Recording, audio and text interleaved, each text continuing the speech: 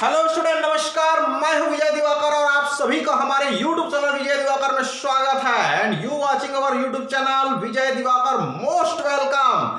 आप सभी को मैं बताने जा रहा हूं यहां पर दिसंबर का जो असाइनमेंट है गणित का कक्षा 10वीं का सभी प्रश्नों को विस्तार से सिखाते हुए, समझाते हुए, पढ़ाते हुए, बिल्कुल व्हाइट बोर्ड में एक एक स्टेप को मैं समझाते हुए आप लोग को बताने जा रहा हूं। यहां पर ध्यान से देखिए, दिसंबर असाइनमेंट का पहला प्रश्न मैं बिल्कुल डिटेल में बता रहा हूं। थेल्स प्रमेय को, आधारभूत अनुपातिकता प्रमेय को विस्तार से ध्यान दीजिए। यहां पर अभी तक मैंने पिछले वीडियो जो डाला था उसमें मैंने पीडीएफ डाल दिया था ताकि आप उसको जल्दी से असाइनमेंट बना सके।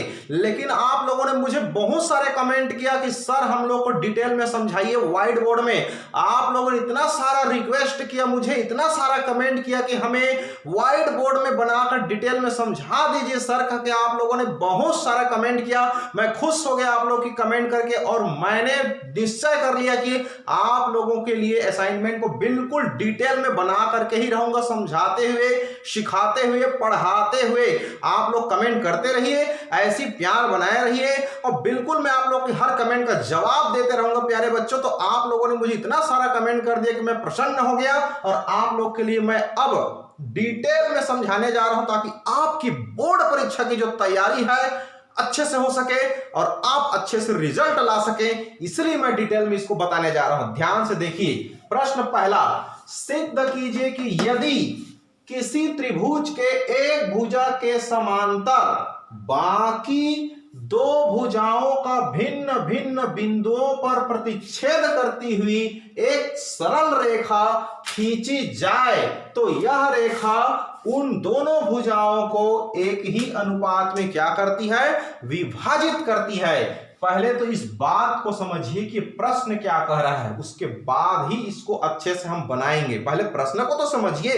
ये कह रहा है कि एक त्रिभुज में हमने त्रिभुज बना दिया, इस त्रिभुज में एक भुजा के समांतर, चाहे इसके समांतर हो, चाहे इसके समांतर हो, चाहे इसके समांतर हो, तो किसी एक भुजा के समांतर, चलो हम BC के समांतर चलो खींचेंगे, तो जो खींचेंगे वो रेखा जो है अन्य दो भुजाओं को अलग अलग बिंदु पर, दो बिंदु पर जहां पर प्रतिच्छेद करेगी, वे जो बिंदु है क्या करेगा? इस भुजाओं को एक ही अनुपात में विभाजित करेगा। कैसे? चलो मैं BC के, ये त्रिभुज ABC में BC के समांतर यहां पर मैंने रेखा खींच दिया, यहां पर काट दिया बिंदु D में और ये काट दिया E में। करेक्ट? ये D समांतर है BC का। समांतर का मतलब बिल्कुल सीधा, बढ़ाने पर एक दूसरे को नहीं काटेगा, एकदम सीधा। ये समांतर रेखा कहलाती। इसके समांतर ये, इसके समांतर ये, इसके समांतर ये, इसके समांतर ये समांतर रेखा की पहचान है। अगर हम ऐसे कहें, ऐसे रेखा, एक ऐसे रेखा, ये समांतर नहीं है क्योंकि इसको आगे बढ़ाइए, इसको आगे ले जाइए, काट दिया। ऐसे रेखा को समांतर रेखा हम नहीं कहेंगे। तो अब क्या करते हैं, ये बिंदु D इस भुजा को, ये बिंदु E इस भुजा को, मतलब ये दोनों भुजा को, ये जो दो बिंदु है, ये जो रेखा खींचा है DE, वे इन दोनों भुजाओं को एक ही अनुपात में काटेगा। मतलब इसका अनुपात हम निकालें तो A से D भागित D से B बराबर A से E भागित E से C। यही बात को सिद्ध करना है, इसी बात को सिद्ध करना है।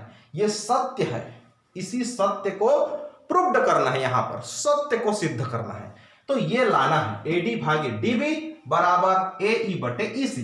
तो ये एक अनुपात है, ये एक अनुपात है और दोनों अनुपात बराबर आना चाहिए, बीच में बराबर का चिन्ह आना चाहिए, तब हम कहेंगे दोनों भुजाओं की जो अनुपात है वो एक ही अनुपात है, समान अनुपात है। फिर कहेंगे थेल्स प्रमेय सिद्ध हुआ, आधारभूत अनुपातिकता प्रमेय सिद्ध हुआ। ये बात को मैं PDF में आप लोग के लिए YouTube में डाला हूं, जो असाइनमेंट आप लोग बना चुके हैं, देख चुके हैं। लेकिन अगर आप डिटेल में समझना चाहते हैं तो इस वीडियो को ध्यान से देखिए, शुरू से आखिरी तक मैं समझाने जा रहा हूं डिटेल में। चलिए, इस बात को सिद्ध करना है। अब क्या करेंगे, ध्यान दीजिए। समझाने से पहले मैं आप लोग को एक बात बताता हूं। मान लो कोई त्रिभुज है और इस त्रिभुज का क्षेत्रफल निकालना है, तो ये आधार कहलाती है और ये उसका ऊंचाई कहलाता है, ये ऊंचाई और ये आधार। तो इसका क्षेत्रफल निकालना रहेगा तो एक सूत्र है, 1/2 आधार गुणित ऊंचाई। ये सूत्र है, किसी भी त्रिभुज का क्षेत्रफल निकालने का ये सूत्र है 1/2 आधार गुणित ऊंचाई। अब यहां पर आधार कौन है, तो आधार हमेशा नीचे होता है और ऊंचाई जो लंब होता है वो उसका ऊंचाई है। करेक्ट। मान लो ये त्रिभुज ऐसे रहता और ये लंब रहता, तो फिर ये आधार हो जाता, ये उसका लंब जो है ऊंचाई हो जाता। मान लो यही त्रिभुज जो है आपका ऐसे रहता और यहां पर A है, ये D है और यहां से एक लंब रहता, चलो मान लो CM, तो ये आधार कहलाता 1/2 गुणित आधार AD आधार और ऊंचाई CM, क्योंकि यहां से लंब गिराया हमने तो उधर से जाकर देखेंगे तो ये आधार, ये ऊंचाई हो जाएगा उसका। तो ये सूत्र लगेगा 1/2 आधार की जगह AD और ऊंचाई की जगह CM। जो लंब है वो हमेशा ऊंचाई और लंब जहां जाके गिरता है, इसमें गिर रहा है, वो उसका आधार होता है। ये बात आपको जानना पड़ेगा प्यारे बच्चों, तब ये थर्ड सूत्र में आप सिद्ध कर पाएंगे। तो ध्यान दीजिए, मैं एक एक स्टेप को डिटेल में बता रहा हूं आपके लिए। सबसे पहले एक त्रिभुज में बोला है, तो मैंने यहां पर एक त्रिभुज बना दिया। ये त्रिभुज तैयार, ABC। अब एक भुजा के समांतर, चलो इसके समांतर एक रेखा खींचेंगे। यहां मैंने खींच भी दिया, जो भुजाओं को, अन्य दो भुजाओं को भिन्न भिन्न बिंदु पर, अलग अलग बिंदु पर, इस बिंदु पर D और इस बिंदु पर E पर प्रतिच्छेद करती है, तो कर दिया। एक सरल रेखा खींची जाए तो खींचा गया, DE सरल रेखा BC के समांतर खींचा गया, तो यह रेखा इन दोनों भुजाओं को एक ही अनुपात में विभाजित करेगी। ये सिद्ध करना है। तो सबसे पहले हम कहेंगे दिया है, ये दिया है। बोर्ड परीक्षा में भी ऐसे लिखना, क्या दिया है कि त्रिभुज ABC में BC के समांतर DE रेखा है, बस इतना दिया है। क्या सिद्ध करना है, तो सिद्ध करना है कि, क्या सिद्ध करना है, AD भागित DB, मतलब एक भुजा का अनुपात AD भागित DB बराबर AE भागित EC। यही बात सिद्ध करना है।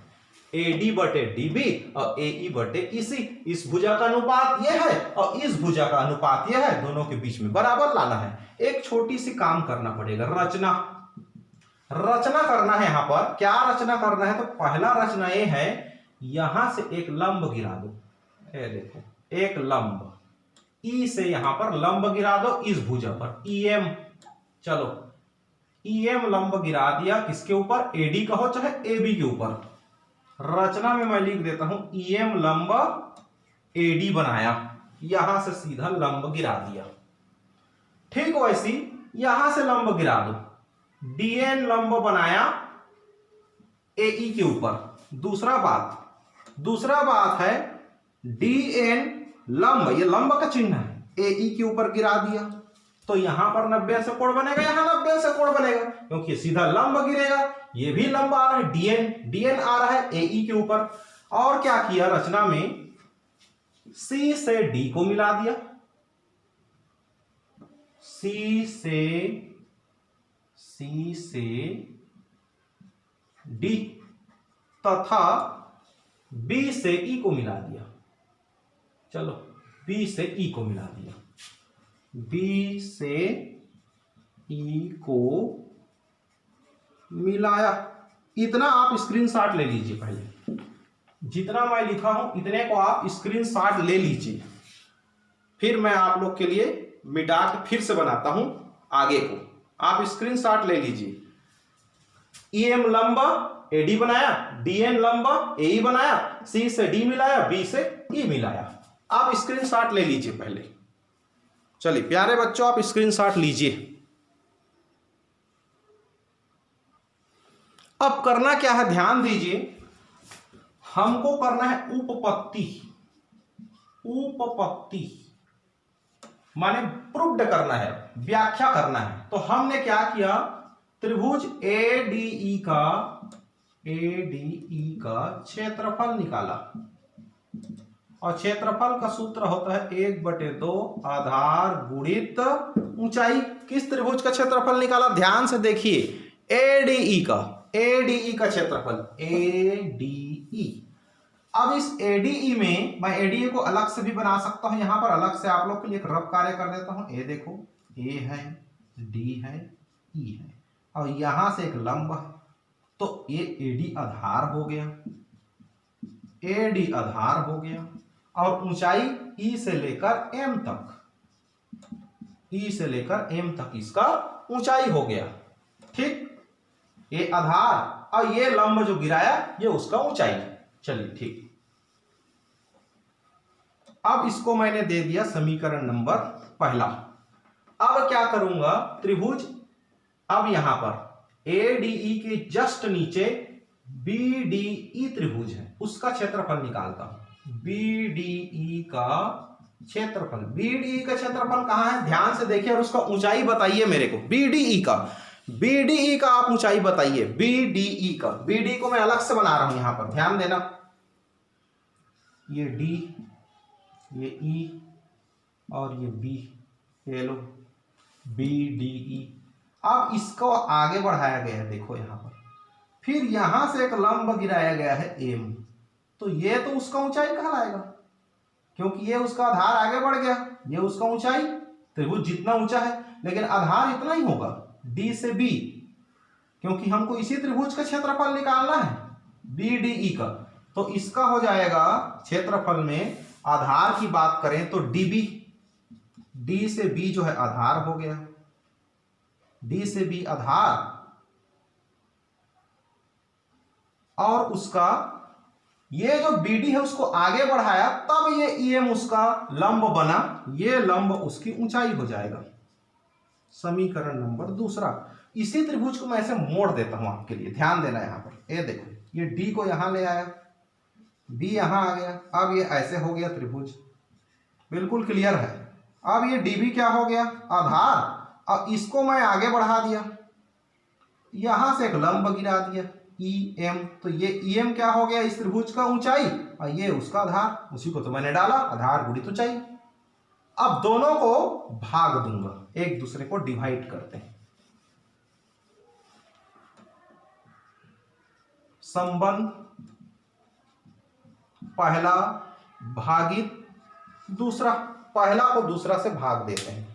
चलो, ADE का क्षेत्रफल, त्रिभुज ADE का क्षेत्रफल भागित त्रिभुज BDE का क्षेत्रफल बराबर इतना भागित इतना, 1/2 गुणित AD गुणित EM भागित फिर 1/2 गुणित DB गुणित EM। पहला को दूसरा से भाग दिया। अब ये और ये राशि क्या होगा, कटेगा, कैंसिल होगा, तो क्या मिलेगा, त्रिभुज, यहां लिखता हूं, त्रिभुज ADE का क्षेत्रफल भागित त्रिभुज BDE का क्षेत्रफल बराबर, बताइए क्या क्या कटेगा और क्या क्या बचेगा, आप लोग बताइए। तो यहां पर ये 1/2 और 1/2 दोनों 1/2 खल्लास, कैंसिल, दोनों कैंसिल, ये और ये कैंसिल, EM कैंसिल, बच गया AD भागित DB। इसको बना दीजिए संबंध तीसरा। यहां तक तो आप लोग पहले नोट कर लीजिए, स्क्रीनशॉट ले लीजिए। ये संबंध तीसरा तैयार हो गया। यहां तक बिल्कुल आप लोग अच्छे से नोट करिए।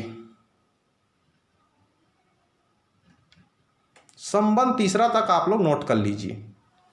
ये संबंध तीसरा स्क्रीनशॉट ले लीजिए या नोट कर लीजिए। अब मैं आगे बढ़ूंगा। सेम यही प्रोसेस त्रिभुज पहले एडीई में किया, अब एईडी में करूंगा। इस पार के त्रिभुज में त्रिभुज वही है, एडीई ही है, मैं बोल दूसरा रहा हूं, एईडी कहूंगा। ऐसा इसलिए क्योंकि अब बनेगा ए से लेकर ई तक आधार। जब मैं एडीई लिया था तो ये आधार बना था, अब एईडी जब बात करूंगा तो ये आधार बनेगा और ये डीएन उसका ऊंचाई बनेगा।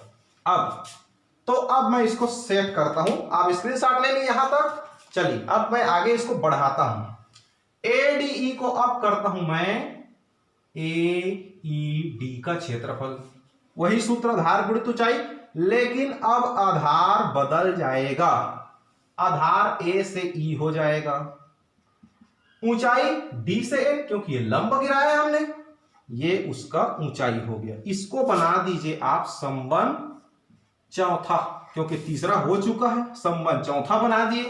अब त्रिभुज डीईसी की बात करते हैं। इसके पहले मैं बीडीई लिया था, इस पार के त्रिभुज लिया था, अब मैं ये त्रिभुज ले रहा हूं, ये वाला त्रिभुज डीईसी का क्षेत्रफल। अब इसका आधार क्या होगा, तो इसका आधार ईसी होगा और ऊंचाई वही ऊंचाई डी से लेकर एन तक। ठीक, अब ये संबंध हो जाएगा पांचवा, ये पांचवा संबंध हो गया। करेक्ट। अगर आप कहोगे इसका अलग से तो मैं बना देता हूं, डीईसी को मैं अलग से बना देता हूं आपके लिए चित्र। ये देखो, ये ई है, ये सी है और ये डी है, ये आधार है और इसको आगे बढ़ाया, उसमें ये लंब गिरा है डीएन, तो ये आधार ईसी, ई से सी और ऊंचाई लंब डीएन, तो आधार गुणित ऊंचाई हो गया। अब उसके बाद संबंध चौथा और पांचवा को भाग दे देते हैं।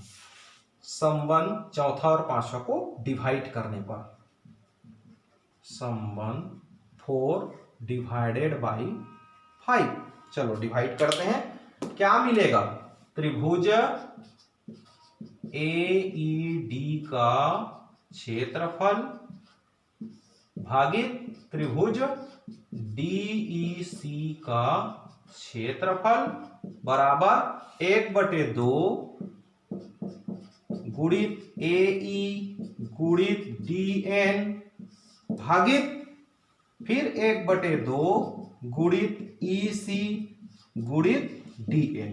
अब बताओ क्या कटेगा, क्या क्या कैंसिल होगा, ध्यान से देखिए।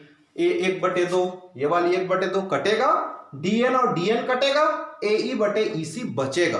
और क्या हो सकता है, ध्यान दीजिए, और क्या हो सकता है, एईडी को हम क्या लिख सकते हैं, मैं यहां पर आपको फिर से बता रहा हूं मैं। चलिए एईडी को हम लिख सकते हैं त्रिभुज एडीई का क्षेत्रफल, लिख सकते हैं इसको, सेम एक ही बात है। एईडी कहो चाहे एडीई कहो, एक ही बात है, त्रिभुज एईडी का क्षेत्रफल सेम है, दोनों बात सेम है। एईडी कहें चाहे एडीई कहें, शब्दों का फेर है। एईडी में भी वही त्रिभुज, एडीई में भी वही त्रिभुज। दूसरी बात, एक बहुत इंपॉर्टेंट चीज बता रहा हूं आपको, नोट। अगर दो समांतर रेखा है, दो समांतर रेखा, और दोनों समांतर रेखा में अगर दो त्रिभुज बनाए, ये देखो एक त्रिभुज ऐसा, ये एक त्रिभुज है, और एक त्रिभुज ऐसा, ये भी एक त्रिभुज है। दोनों त्रिभुज कहां है, दो समांतर रेखा के बीच में। ठीक, और कैसे हैं, तो ये जो त्रिभुज है, चलो इसका नाम है डी ई बी, तो डीई एक उभयनिष्ठ आधार हो गया, और इसका नाम है चलो डीईसी, तो ये देखो फिर दोनों का एक भुजा उभयनिष्ठ है, एक जो आधार है दोनों का सेम है, सेम। डीई डीबीई में भी फिट हो गया और यही डीई डीईसी के लिए भी लागू हो रहा है, ठीक। और दोनों समांतर रेखा के बीच में है, तब त्रिभुज डीबीई और डीईसी का क्षेत्रफल बराबर होता है। दो समांतर रेखाओं के बीच एक ही आधार पर निर्मित दो त्रिभुज का क्षेत्रफल हमेशा बराबर होती है। ये बात मैं लिखना चाहता हूं यहां पर।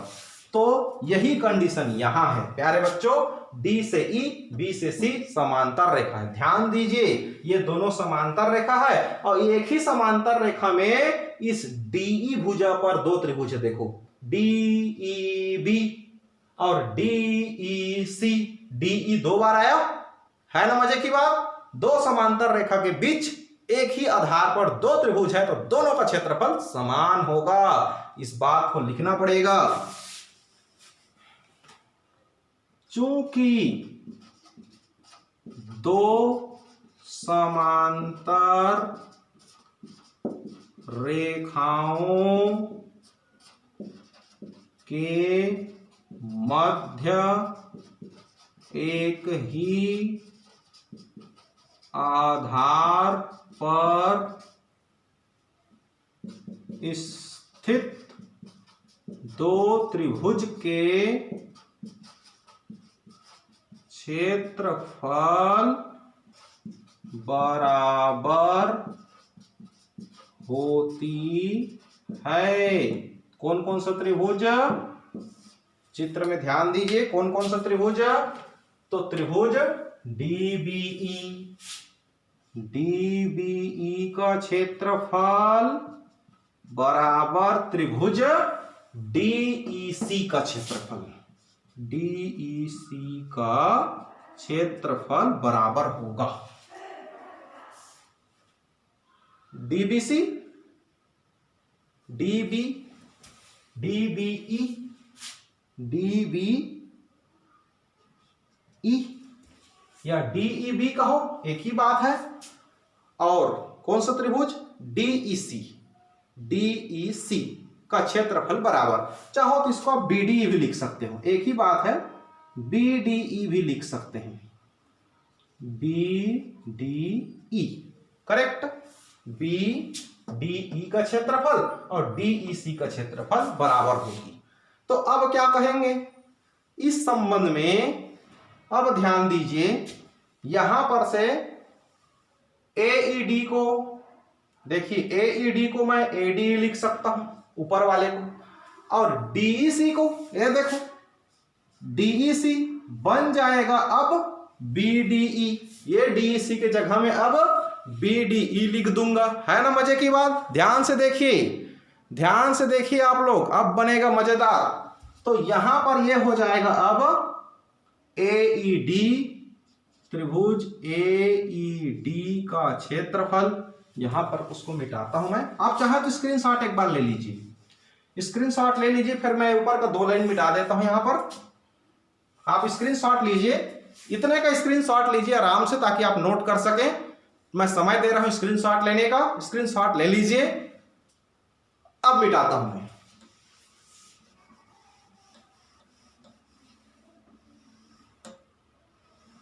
ये देखो एईडी को मैं लिख दिया त्रिभुज एडीई का क्षेत्रफल, एडीई का क्षेत्रफल भागित डीईसी को लिखूंगा, डीईसी को लिखूंगा बीडीई, त्रिभुज बीडीई का क्षेत्रफल, ऐसा लिखना पड़ेगा बराबर 1/2 1/2 खलास, डीएन डीएन खत्म, बच गया एई, बच गया एई बटे ईसी। इसको हम कह देते हैं संबंध।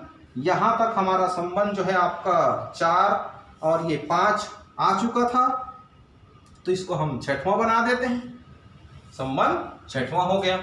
आप स्क्रीनशॉट ले लीजिए चाहे तो।